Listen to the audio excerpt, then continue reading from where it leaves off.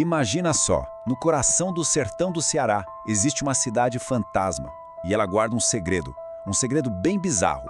O lugar que um dia já foi um município próspero, cheio de vida, mas que hoje, sabe, é só um eco, uma sombra do que já foi. Vamos mergulhar nessa história e descobrir o porquê. Essa fala é de quem ficou para trás. É da Maria Clenilda, uma das 6 únicas pessoas que ainda moram em Cocossi. E o que ela diz, nossa, captura a alma do lugar, né? Aquela mistura de memória, de saudade, com uma imensa solidão. E isso nos leva à grande questão aqui. Como é que pode uma cidade com quase 4.000 pessoas simplesmente sumir do mapa? Como que ruas que eram cheias de gente, de movimento, viram ruínas, tudo coberto de mato? Então, para entender isso, a gente precisa primeiro desvendar o segredo por trás dessa cidade fantasma. Olha só o que é Cocossi hoje em dia. É basicamente um esqueleto de cidade. O hotel, vazio. O cartório, a prefeitura, tudo abandonado. As casas estão caindo aos pedaços. E no meio disso tudo, apenas 6 pessoas. 6 almas vivendo ali, quase como guardiães de uma história que o tempo tentou apagar. E o que deixa tudo ainda mais chocante é este número. Pensa bem, mais de 3.800 pessoas já chamaram esse lugar de lar.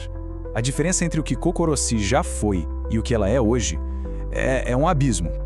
Para a gente achar as respostas, não tem outro jeito, a gente vai precisar voltar no tempo e entender como essa cidade tão peculiar surgiu.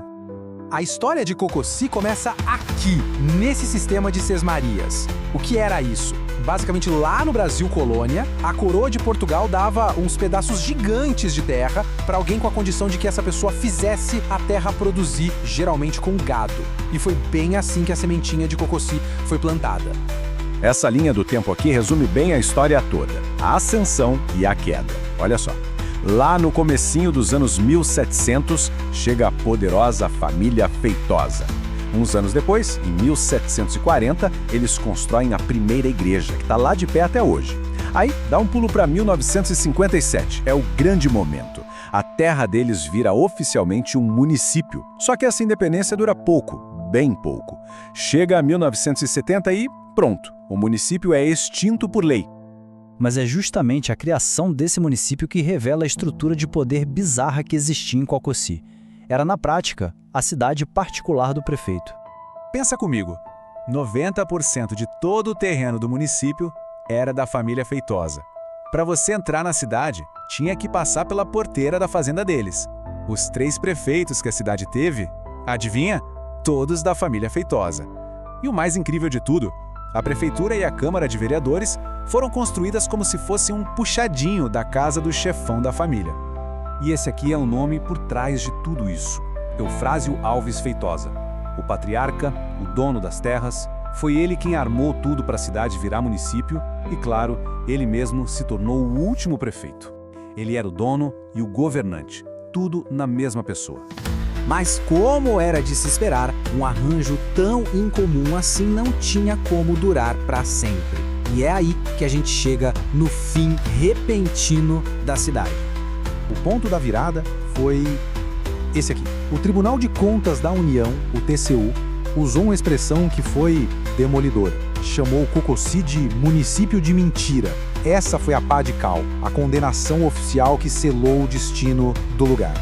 A acusação era bem grave. A família estaria desviando o dinheiro do governo federal que deveria ir para o município. O TCU olhou para aquilo e basicamente disse, olha, isso não é uma cidade de verdade, é uma propriedade de família. E aí, recomendou que o município deixasse de existir. Só que essa história tem 2 lados. A versão oficial, a que está nos papéis, aponta para a corrupção. Mas, se for perguntar para quem viveu lá, a memória é outra. O povo fala das secas terríveis, que acabaram com a agricultura e forçaram todo mundo a ir embora para poder sobreviver.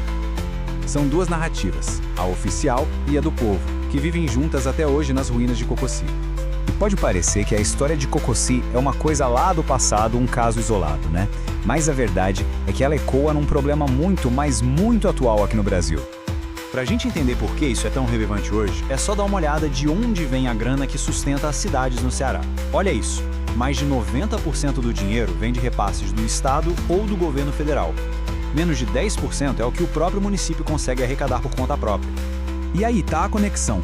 Do mesmo jeito que era com Cocossi, a imensa maioria dos municípios pequenos da região simplesmente não consegue parar em pé sozinho. Eles dependem quase que totalmente de dinheiro que vem de fora para sobreviver. E isso, claro, deixa eles muito vulneráveis e faz a gente se perguntar se eles são realmente viáveis. Mas apesar de tudo isso, a alma de Cocossi não morreu por completo. Uma vez por ano, durante uma festa religiosa que dura 9 dias, a cidade fantasma meio que renasce. Centenas de pessoas voltam para lá, para a igreja histórica, e enchem aquelas ruas vazias de vida, de fé e de reencontros. E a gente encerra com essa reflexão da dona Maria Clenilda, que no fundo resume toda a complexidade de Cocossi. É um lugar de memórias boas e ruins, um lugar que prende as pessoas, mesmo com toda a solidão.